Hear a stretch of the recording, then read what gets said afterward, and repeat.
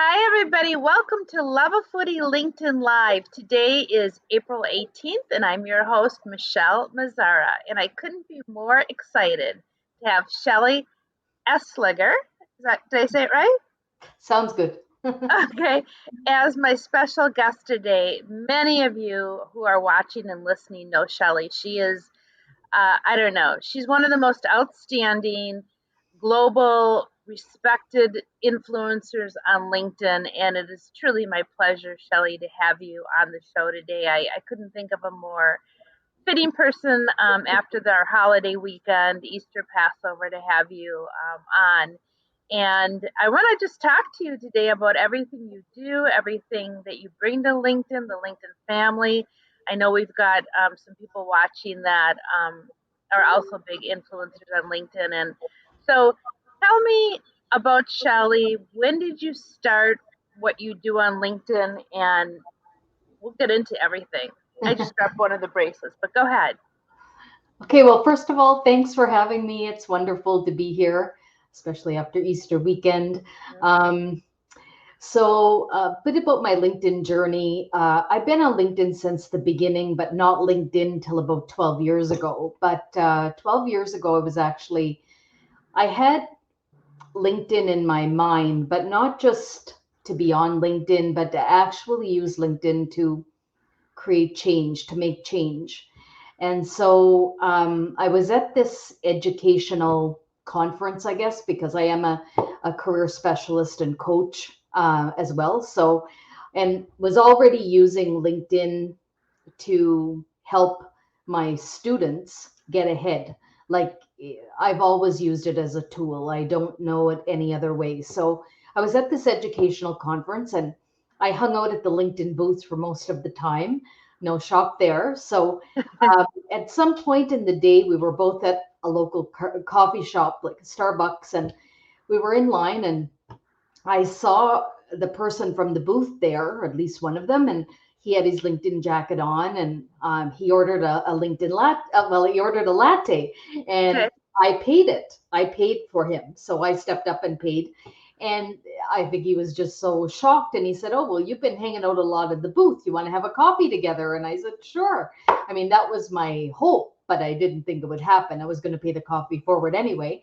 And so we ended up sitting down and for 2 hours, we just kind of chatted about LinkedIn and what I wanted to use LinkedIn for. And that was about social engagement and social making, like really being social catalysts on LinkedIn. And he thought that was really interesting because, there are many trainers, and I am a trainer for sure. We have to understand profile building and storytelling and the algorithm, and there's lots of different things to understand. But if we're not using it as a social tool and being effective at building relationships, then I think we actually don't have that experience that we should on LinkedIn. I don't think we're, navigating LinkedIn is the same experience if we don't really put that at the forefront of navigating this amazing and powerful global tool. I told him that at the time I already kind of had it in mind that I wanted to do this workshop called LinkedIn and High Heels for Oh, women business cute. for women business leaders. And but I said my main drive is that they beat down imposter syndrome and use LinkedIn as a tool to build relationships. And so I think he thought that that was all really interesting and maybe something that he hadn't heard before. Anyway, as a result, he hooked me up with a couple of mentors back in Toronto, and the rest is history. I was just able to really connect with people that kind of told me the history of LinkedIn and what it was, and demystifying what a lot of people think it is when it isn't. And I really saw myself as somebody who could change the game, change the LinkedIn game, and do a lot there. So that's how I started, and I've really held close to that mission. So yes, I train people on LinkedIn, but I train them in a way that puts their social game first. So, Shelley, I want to know lots of things. The history of LinkedIn, number one, and then, so are you saying you train people on LinkedIn so I could hire you and say, Shelley, I want to become like you, or I want to become an expert on LinkedIn? So, because I really don't know all the details, and so I want to know the history of LinkedIn, and then we'll talk about your clubs too. But so, and then the fact that it sounds like you train people, which I didn't really know. Yeah, so I train people, I train a lot of groups. So I go into like for executive teams, a lot of entrepreneurs, a lot of women groups because that I have that kind of close to my heart. Mhm. I also do a lot of like specialized areas. So I go into a lot of universities, I guess, because that was where I started LinkedIn. And that's really where I use it to change the career game and how, especially moving into the future of work, I use it as a tool because it is a tool helping people to navigate, whether it's finding a job or showcasing their personal and professional brand. LinkedIn is key for that. I mean, you can't, I think it's just, it's not even an option anymore. It really isn't. So yeah, I train. It depends on what your goal is. For a lot of companies, they want their team or their department to learn together, to do it well and understand, and then help each other. Because LinkedIn can be a powerful tool to help each other, to help people. I mean, within a company or organization or department or team, it can be a way not only uh, to raise others up, but to Mhm. get to know the people that you're working with. And that's really important for equity, diversity, and inclusion. And it's really important just to build more meaningful relationships and more meaningful teams. So I do a lot of teamwork. But for individuals that want to kind of understand what LinkedIn is really about and how they can actually navigate it in a more fulfilling way, Mhm. I can help you with that as well. I can help you to navigate and also understand that mighty algorithm that a lot of people talk about, because LinkedIn does work with an algorithm. And the more that you understand that, I mean, several algorithms, but the more that you understand that, the more you can set yourself up with success. So I think it's a lot about understanding. It's not just about, you know, getting on LinkedIn like you would with Facebook and Instagram. It's very different. And so understanding that and understanding how you can increase your success will help you be more successful on LinkedIn. So many people say, "Oh, the, I don't get what I'm looking for. I don't know how to navigate. I don't know how to build my network. I don't know how to find certain things. I don't know how to find a job. I don't know how to tell my story. I don't know what content to share. I don't know what content to build." So there are a lot of factors, and it's just not intuitive. It's Mhm. something that really it does require some learning and Mhm. some practice and some failures and some setbacks along the way. But that's all part of the journey on LinkedIn. LinkedIn is not going anywhere. It's a journey and not a not a destination. So once we get out of the idea around those quick fixes, because I myself I love quick fixes. I love things done, and I look for that. But LinkedIn has actually helped me to realize that some things that take time are actually better, and the quick fixes don't work. And I can say that for many examples, but we'll stick to LinkedIn. So and so that's what I do. And it's something that I when I have the opportunity to change somebody's mind and to change all those things they thought LinkedIn was, and now they're exploring and Mhm. feeling successful and meeting people. Oh, Right. like there's nothing. It is just like I don't know. It energizes me, and it It just makes does. me It feel so good. right. So, Shelley, I want to talk a little bit about the algorithms, but what is the history of LinkedIn? Because I think a lot of people would don't know and would like to know, and it sounds like you know.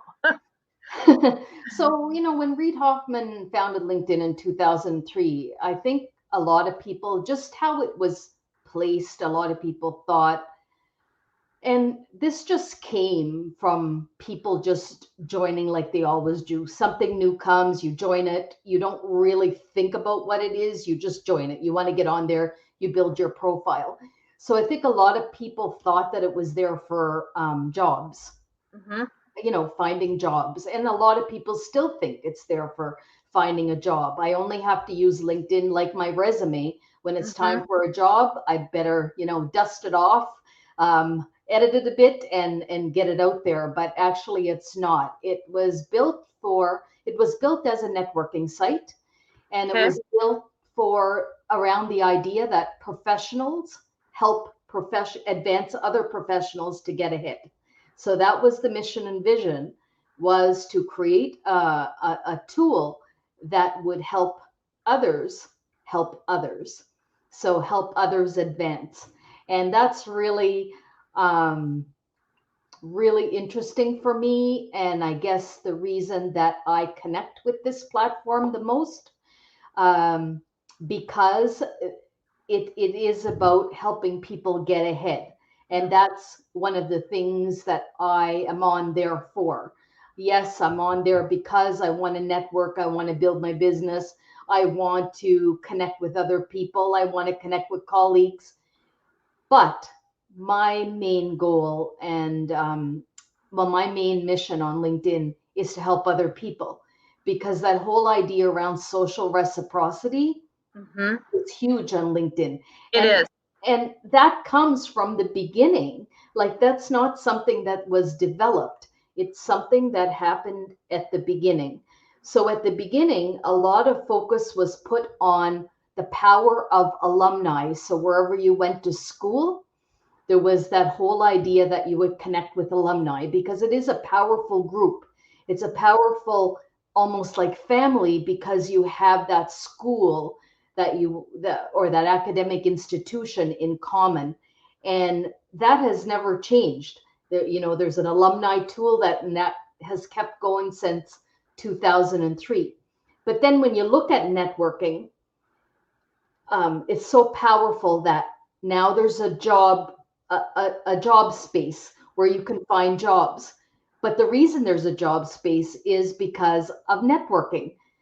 The majority of jobs or opportunities that have come our way has been influenced by networking in some degree, whether it's somebody introducing you to an opportunity, somebody introducing you to some other person that may lead to an opportunity, somebody who told you about something that you might be interested in. I mean, networking is so huge, and finding a job or finding out about an opportunity is something that happens all the time.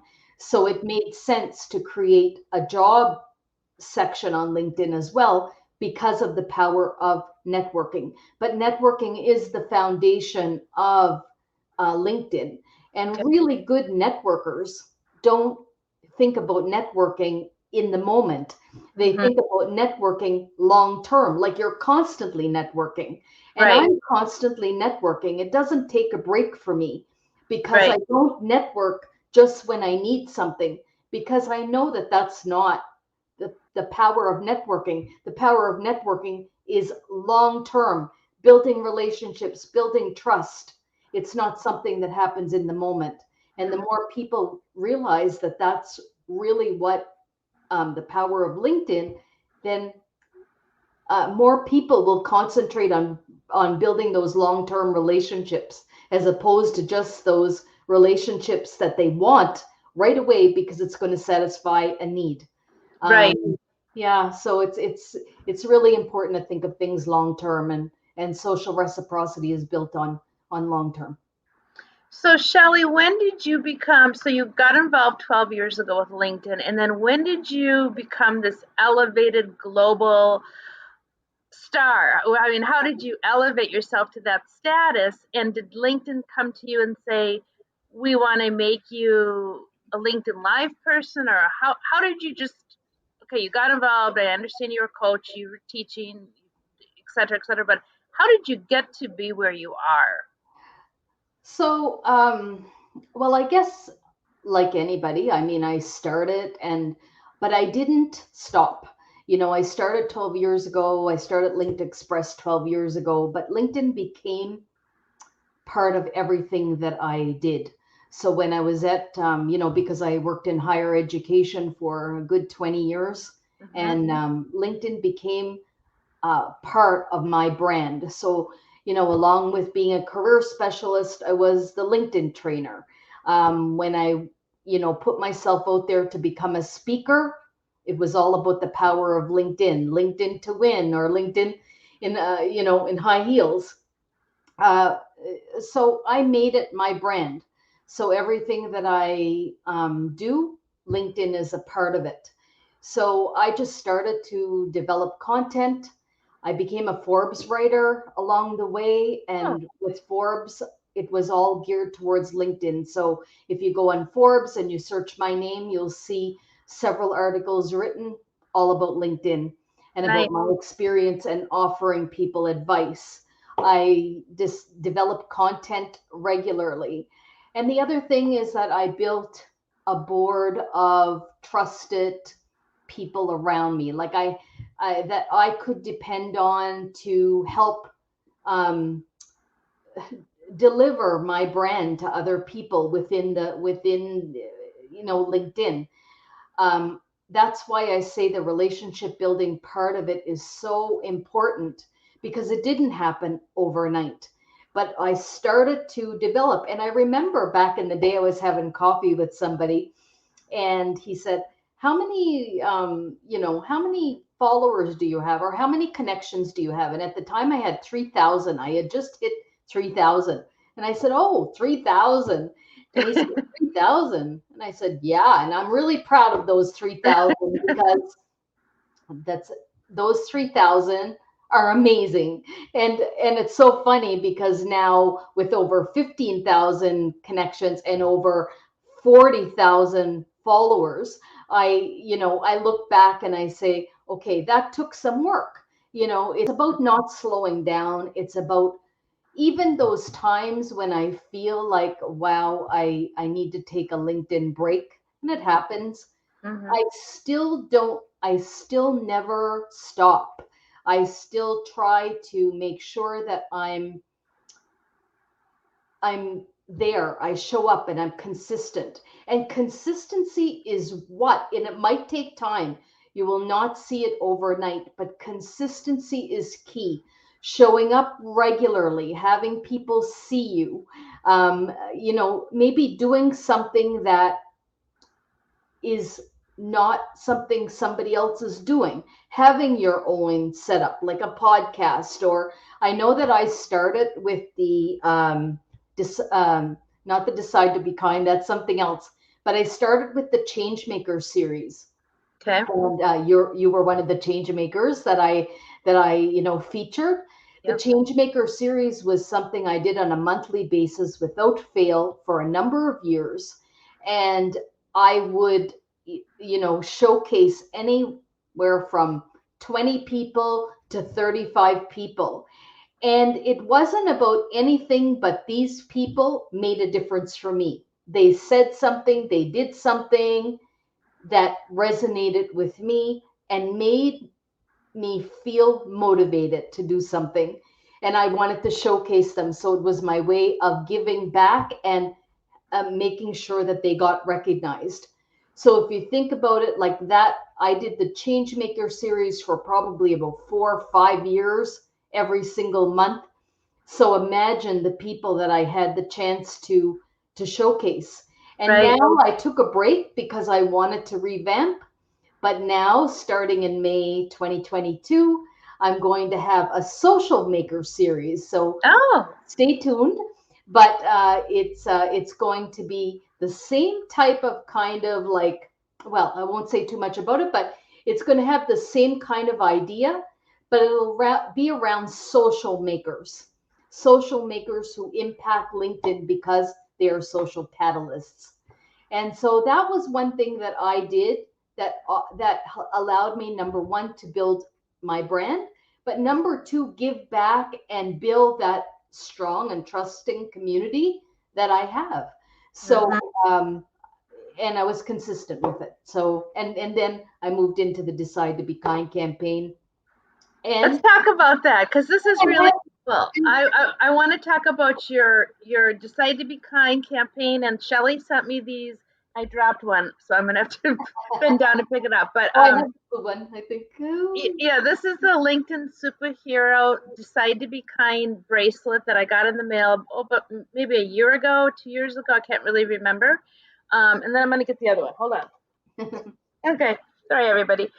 This is the LinkedIn Kind Club. So Shelly, did you create both of these brands under your umbrella and then tag LinkedIn on them, and tell us all about the Superhero Club and the Decide to Be Kind Club, and how can people get involved? And because these are, the anti-bullying campaign is so important today, especially with the stress that these kids are going through and the terrible suicide rate and everything that's going up in the society and the world that we live in today. It's so important to, I really think, get your message out. And that is one of the reasons I wanted to have you on, because this is a campaign that everybody should get involved with. Everyone. Well, thank you. It's very close to my heart. I started about 2 years ago the Decide to Be Kind campaign. Well, actually, 2 years and a bit, January 1st, 2020. And it came, it started when somebody sent me a DM and said that they were being stalked on LinkedIn and being harassed. And it really stuck with me because this lady, who is a friend now as well, um, was just terrorized on LinkedIn. And um, it didn't matter how much she changed her name or her profile. I mean, it just didn't matter. This person was changing his probably twice as much. And it really bothered me because she reached out to LinkedIn for some help. And it was just tough getting that help. And in the meantime, she was getting pretty discouraged and really feeling at like a sense of fear. And it started there. Okay. And I thought, I want to be the change. I want people to realize that this exists on LinkedIn. And what came out of that conversation is he used LinkedIn to terrorize her because of the fact that he was jealous of um, not a raise, but a position change that she got instead of him. Okay. Oh, so it was, they knew each other. It wasn't like some people have experienced, and I am one of them, where LinkedIn is not a dating website. So it wasn't that sort of, it was two coworkers that knew each other, and one was harassing the other because she got promoted and he didn't. Yes. So this is this case. Of Okay. course, a lot of people get stalked. A lot of women get stalked, or a lot of women get, Right. harassed. Okay. More on the dating side of things. But I mean, I've had that happen to me too. But in this case, it was more or less an internal job related um, type of harassment because of somebody who just was not happy with that person getting recognized or the kind of recognition she did on her job. And so what can happen for me is that what people don't realize, or many people don't realize, is that when we get on LinkedIn, we are on LinkedIn and we are if we work for a company, our coworkers are there, our bosses are there, and if we're not connected, it's easy enough for them to still find out where we are or see what's happening in our lives on LinkedIn. I mean, it's a public site. So unless you block somebody, but I mean, Right. you're not going to block your coworkers really. So it becomes kind of like a tough situation to be in, because that person is going after your professional life, your raison d'être, or your reason for being professionally. And it can take on different forms, but I mean, this is your life, and you're you're using this platform to be recognized professionally. And so this is where some tough blows can come in, and this is where people can use that kind of sensitive piece of you that's that's really out there for the public, and use it to harass or to get back at you, which happens. And so it actually, for many people who hide behind a computer and are faced with that kind of feeling of, you know, unfairness, or not being treated right, or not getting that raise, or not getting that recognition, Mm-hmm.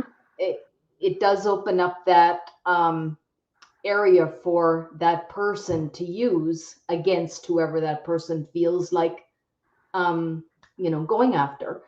So it is, for a lot of people, they don't realize that bullying exists on LinkedIn because it's a professional site.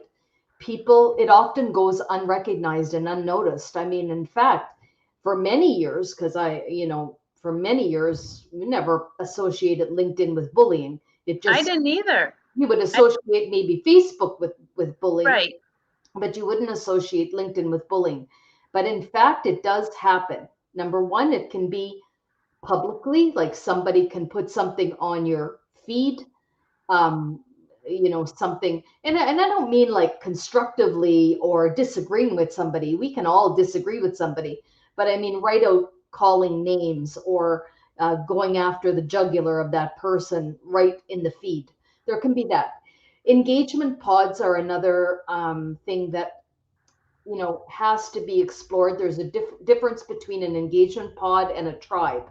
So an engagement pod, and there was a post on there by Andy Foote, who is somebody that I think people should really like follow, because he has some good stuff on LinkedIn too. But he had a post on the difference between an engagement pod and a tribe, and I talk a lot about that too, because And what is the difference, Shelley, for people who don't know? so an engagement pod is when people, they go after vulnerable people on LinkedIn, people who are on LinkedIn that really want to build community, maybe lonely, maybe trying to find friends. They go after that person. They've watched that person for a long time. So with an engagement pod, there's usually one head person who's running that engagement pod. They look for those vulnerable people, they bring them into the pod, and usually what will happen is that they'll have, the agreement will be made is that every time that person posts, then you have to follow, like, comment, and you'll be watched on how much you do that. The idea will be basically you are led to doing different things. You're controlled. It's almost like a sense of control, that person is controlling what you're going to do, and they're going to watch what you do. And if you don't do what the expectation is, then you'll be ousted from that pod. And from So I'm confused. So you're saying that there's people out there on LinkedIn that will say, "Do you want to be part of my pod?" And then you have to do what I say.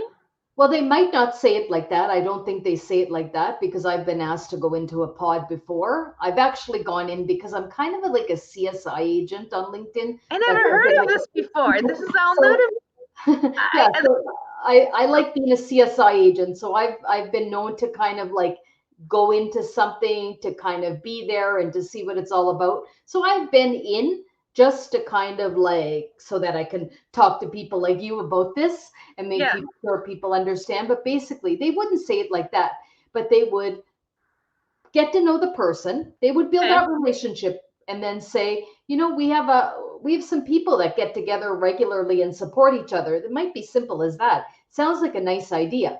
So they'll Really? have that person come in to the pod, and sometimes it doesn't stay just on LinkedIn. Like it'll go to WhatsApp or something like that, because LinkedIn has got much more serious about shutting down those pods when they hear about them, but they still exist.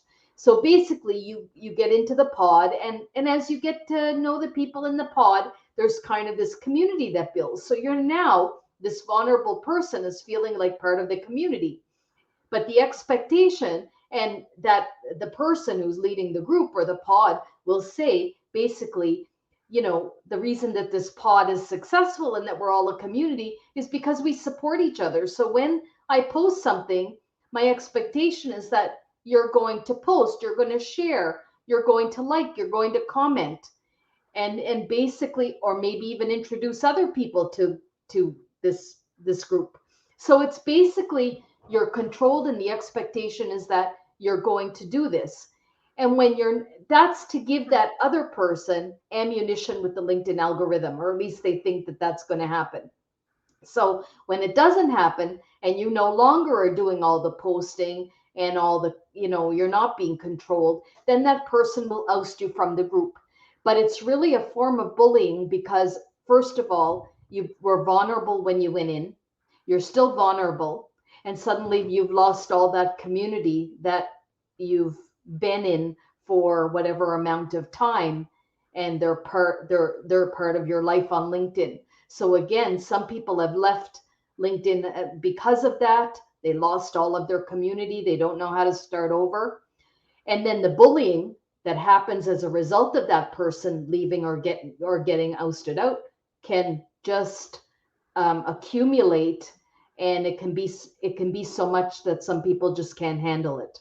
A tribe, on the other hand, is when people get together because of a common group. Like, for example, LinkedIn trainers. I belong to a couple of tribes where we just kind of get together because we like to kind of like talk about LinkedIn, the algorithm, some things that are working, some new features that might be on LinkedIn that we might want to talk about with our group, or showcase or write content about, and we just help each other. But there's no control, and there's no like telling us what to do. We're just there because we consider each other friends, and in a really healthy group of people just working together, kind of like, people who appreciate good food, and you're in there because you have a common subject that you want to talk about. So that's the difference. And then So the other Shell, thing, so just a couple of other things, just about the bullying. And then yeah. the other thing is that it can come right down to stalking, and also I think you mentioned it a little bit earlier, but that whole idea of men, or trying to get women's attention and using as a dating site, or vice versa. It happens both ways, but that can also be very predominant on LinkedIn, just because of people searching for other people, and once they find out who they are, then making comments about how they look, how they're dressed, what they do, what they say, etc., etc. Mm-hmm. So you started this anti-bullying, this Be Kind, and I didn't realize the nature, or the heritage of how you started it, because of this woman who came out to you. Then, for all the LinkedIn users and followers and people that are listening today, how can they support this campaign? What can they do? Um, can you talk a little bit about that? So I've sent. So the whole idea behind the Decide to Be Kind wristbands was, I thought it was important for people to come together, good people who want LinkedIn to remain a safe, inspiring, inclusive place. I'm on LinkedIn every day. I don't want to be on LinkedIn because I'm fearful, or because there's bullies out there. I'm going to beat them down. I'm going to shower them with kindness, and I wanted other people to feel that they could take another angle. So the more people we have in the Kind Club, which just means that we are going to focus on kindness and giving on LinkedIn, and overpower any kind of bullying that happens. Bullying is one of those things. It exists online, it exists offline, it exists everywhere. It exists with children, it exists with adults, and unfortunately, there's no way, I don't think, to get rid of it completely. But I do think there's ways we can lessen it. It's like anything. If you want to be more equitable, if you want to be more inclusive, there's things that you can do about it. If you want to have less bias, there's things you can do about it. If you want to have a richer experience and have people around you who are kind and giving and supporting, then there's something you can do about it. So with the wristbands, over, I think now it's at about 1,500 and counting wristbands. When you order one, you get one, and you always get one to pay forward. So the Oh, idea around that is that we are encouraging the building of kindness. And then all of the people belong to what I call the Kind Club on LinkedIn. And that just means we are there for the right reasons. This is an amazing platform. We can all change lives for the better on LinkedIn, whether it's introducing somebody, writing a piece of content we can share, giving a tip, giving some inspiration, telling them like about your fabulous like spices that you have. I mean, there's so many things that we can do on LinkedIn to create a giving space. So the wristbands represent LinkedIn superheroes because we've chosen to be kind, because there is bullying. But the more we see it, the more we say something about it, and the more we showcase our desire to be kind, then we will lessen that, and we will show that that is what's important. And the more people, it's like a village, right? It takes a mhm, village to make things happen. So I wanted that village on LinkedIn, and got I it. want to continue to grow that village on LinkedIn. And there's also the group, which is the Decide to Be Kind group, and it's growing. And again, I just like I'm doing with the Changemaker series, I'll probably be changing up the Decide to Be Kind campaign, just because on LinkedIn, or, I mean, in any situation, it's always good to reflect and see what can be done differently, and see how more people can gain awareness around something that I think is really, really important for us all to know and be aware of, and create the change. So, Shelley, if I'm watching and listening, can I search under group in LinkedIn and Be Kind group and automatically join? And how can I order a bracelet? Yeah, so you can reach out to me on LinkedIn. You can also go to my website, linkedexpress.ca. So it's linked, LINKED, express, EXPRESS.ca. And there's a whole write up about the Decide to Be Kind. You can order the wristbands there. Okay. And like I say, you always get one, but you always get another one to pay forward. And I think that that's the whole idea behind the campaign, is to not let it stop, to just continue the goodness. Right, right. So, where do you see LinkedIn going in the next 3 to 5 years, and how could I become? I mean, I just got this live access granted to me at the end of last year. I love to have people on like you, influencers, people changing, inspiring people, entrepreneurs. How can people get more involved and become like you on LinkedIn? Say that's my aspiration. Say I'm a coach, or I'm a trainer, or I'm doing whatever on a very small level, but I want to aspire to be like you. What advice or tips do you have for people out there?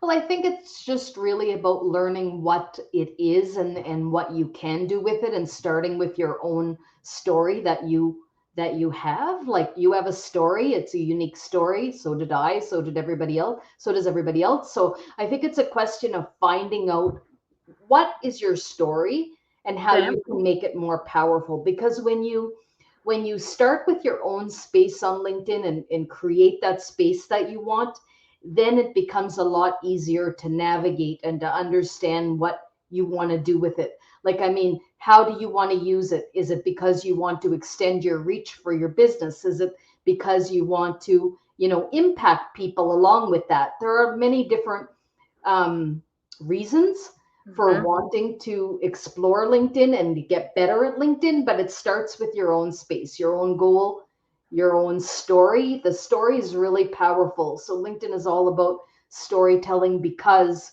we create an emotional connection with people, or at least that's the goal. Because again, it's a networking site. So when we think about it, they want to know about your business and but they want to know about you first. So giving and Michelle, you're doing such a great job because you are going in the right direction because you I remember when we first met, you were not doing something weekly like this, No. but you've gotten out of this and now like you're starting to get known, you're starting to do these weekly podcasts. And now I recognize that. So I see it like, on a weekly basis. So it's kind of like you're already starting. And that's the whole idea, finding what you like to do and then being consistent with it and using LinkedIn to as the tool to help you to get it out there. And it's going to take some time. It's like anything, but it'll come back in ways that you would never have imagined, right? It just Right. takes some time. Again, this is 12 years of my journey, and I'm, when I look back and I'm really grateful, but it took some time to get where I am today. And to also to realize how I wanted to be on LinkedIn. So if I take a look at LinkedIn, there are a lot of trainers, there are a lot of people on LinkedIn using LinkedIn as a tool to help people, to teach, to train, to speak. Um, but like anything, there are a lot of fitness coaches, there are a lot of business people, there are a lot of CEOs, there are a lot of coaches. Um, but we have to find within that group what speaks to us and what we want to give out to the world. So yes, I'm a LinkedIn trainer, but again, when I'm training somebody, I'm going to focus and on the social maker content. I'm going to Okay. focus on the connection content, and that has always been you know my mission and vision of what I want to do on LinkedIn. So finding that is really important, and then developing a story around it so people can get to know you. Becoming a thought leader, I think, is really, really important, and not being, and I think I mentioned this yesterday in a post and also today in a post, but being authentic and letting people to know you in ways that they can connect with you, because professionally sometimes I may not be able to connect with somebody right off. We may not have that connection. But then if we connect on another level, then we can see how we can collaborate or how our two synergies can come together without even, it'll come Right. naturally. Right. Because there's so much to us as individuals. And moving forward into the future of work and the future of LinkedIn, Yeah. I'm curious to see what you think. the focus is on hashtag LinkedIn human. We Oh, have to be human. And that doesn't mean putting things on LinkedIn we don't want to talk about. If we don't want to talk about them, we don't have to talk about them. But we also have to recognize what is important to talk about and what do we want other people to know. Like, I want people to know I'm a risk taker, I'm a winemaker, I'm like an animal advocate. I'm like, these are all things that make me. These are all things that I take to LinkedIn when I'm training somebody. This is all the I take all of these things when I'm writing. Like I right. I write in kind of like I want people, I want to have fun with it. I like visuals. So all of these things have made me the LinkedIn trainer I am. But people are going to connect with me as a LinkedIn trainer because of the trust I've built. And not everybody is going to want to hire me as a LinkedIn trainer because somebody else might resonate more with that person. But if they resonate with me, it's probably because they've heard me speak. They like my campaigns. They really want to build a social uh, connected world on LinkedIn, because that's what I'm going to help them with. And then, of course, I'm going to talk about all the other things you need to do. But I Right. will never train somebody or train a group without talking about the power of connection, because Okay. for me, that is the key to success. Bottom line, and that's the message I always have to go with. But I found that that worked for me. So I think everybody just got to find out what they're comfortable with and what they can do differently to make themselves stand out. LinkedIn is not about fitting in. LinkedIn is about standing out. So if you could sum up, Shelley, does LinkedIn have any rules that say somebody's new to LinkedIn and they want to build their profile, but they don't want to hire a trainer? What are some top 10 rules of LinkedIn that somebody should do or shouldn't do? Do's and don'ts of LinkedIn, because I think a lot of people don't know what to do, or, should I post this that my, dog died? Should I post this that I got a raise or I got engaged? I mean, it's sort of like it's sort of gray. It's like Facebook people post everything, and I think honestly they post too much. I mean, I that's for me. It's not. I mean, I'm on Facebook, but I much prefer LinkedIn, 100% over Facebook or any other social media platform. But do you have do's and don'ts of LinkedIn? So I'll just give you a few of my own. I always take about the 80-30% rule. So 80% is so for example, if it's either I'm talking about career stuff or I'm talking about LinkedIn, because those two kind of are my specialties. So 80% will focus on that. I'm trying to give tips. I'm trying to help people out. I'm trying to pay LinkedIn goodness forward. Okay. But 30% of that might be more like about something that I've achieved or something that I've done or a big significant event in my life, or, you know, going to that sanctuary and helping some animals and spending 3 hours with some pigs. It might happen one time because it makes me happy.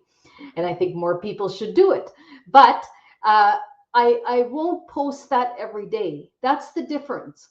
If I do post something personal or something that's not related to LinkedIn and career development, it's because I want to share that, because I feel it's important for people to get to know me. So Mm-hmm. I'm always thinking, like at a networking event, it can be pretty dry and pretty bland, and a lot of business cards can end up in the garbage can. And it can be quite boring events, just because people, if we don't connect on somebody and with somebody in an emotional level, it doesn't go anywhere. The same thing happens on LinkedIn. So take an 80-30% approach, Okay.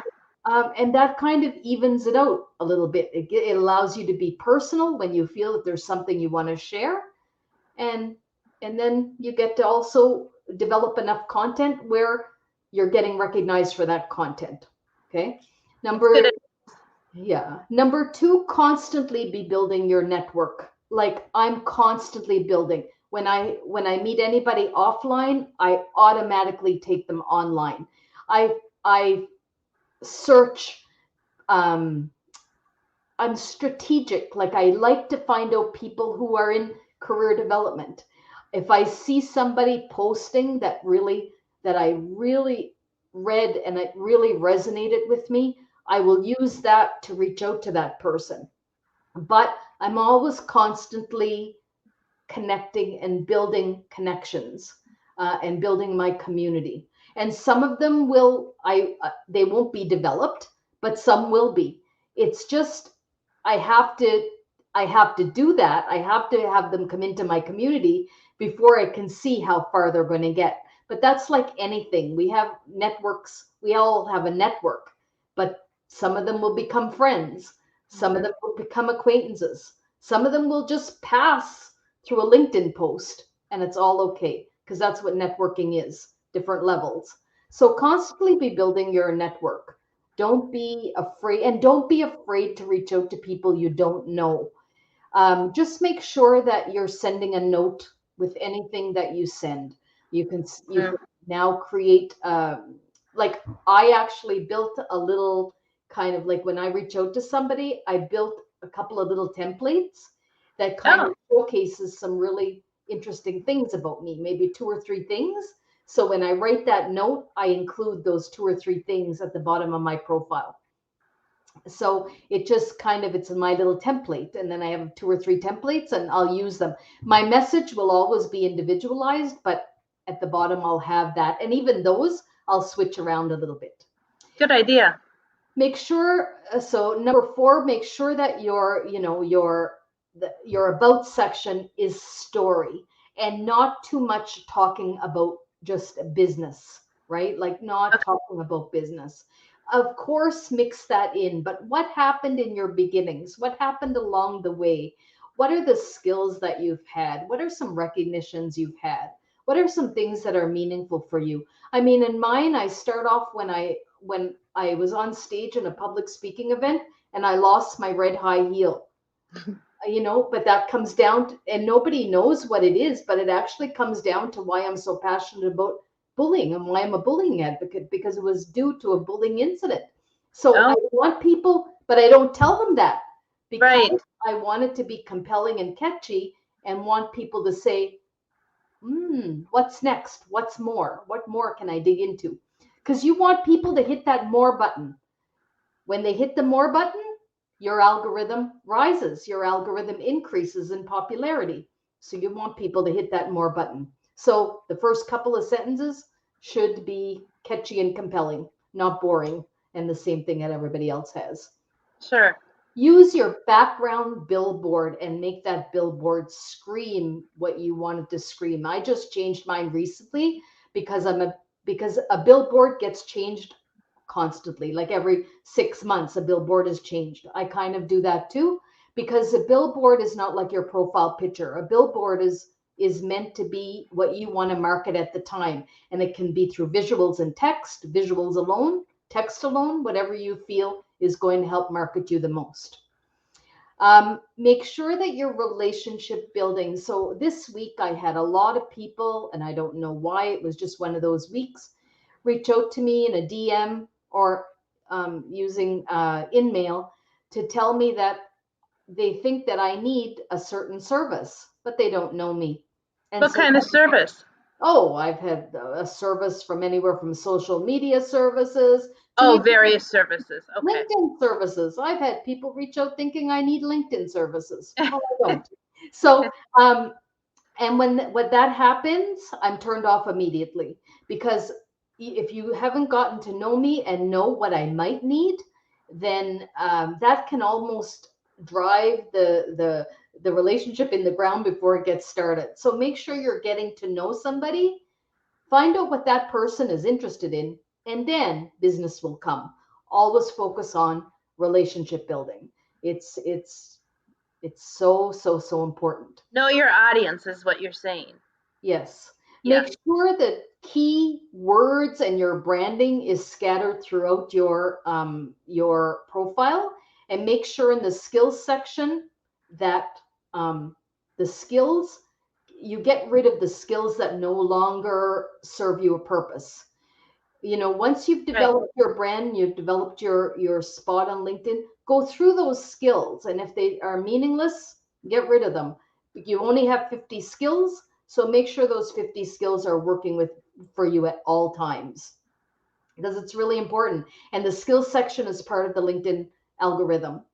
Your tagline that you're using. So a lot of people just put a simple tagline. They use their title. Titles really don't matter a lot on LinkedIn. Nobody really cares about your title. They Okay. care about you behind the title. So make your title come to life by demonstrating what you do and offer and what you offer that's different than somebody else that's offering something the same. Let your brand shine. You have 220 characters. Actually, for many people, it's 300 characters um, to make your brand shine in that tagline. So use it to your advantage. And really, it's almost like a mini elevator pitch or a mini introductory pitch because it follows you everywhere. So you want to make sure that whatever's following you is grabbing the attention of those readers that you have.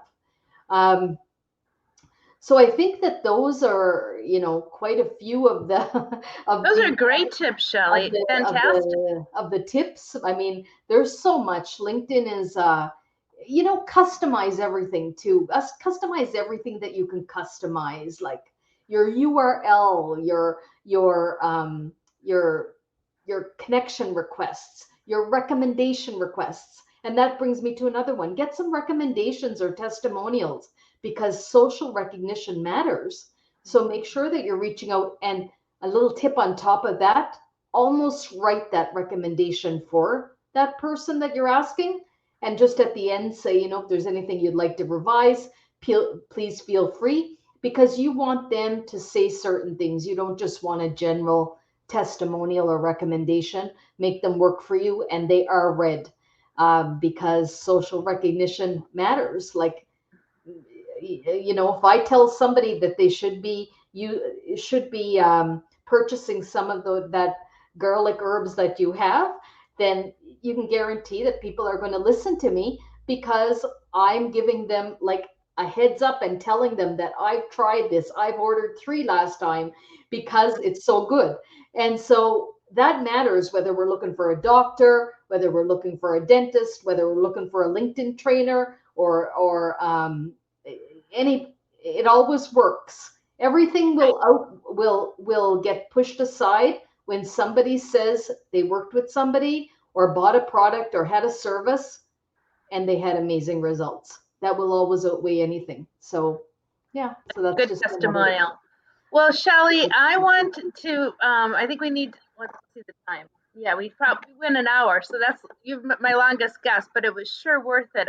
Before we close, I want you to share with everybody how they can reach out to you, email, whatever ways they can contact you to hire you.